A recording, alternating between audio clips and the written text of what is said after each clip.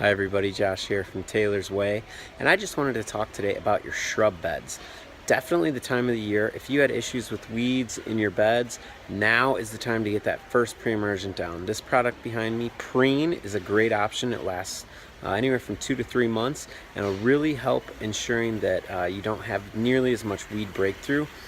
Also, good time to start mulching. Remulch your shrub beds. Put down the preen before the mulch, then apply another light layer, and then you're going to want to set a reminder in about the early June time frame.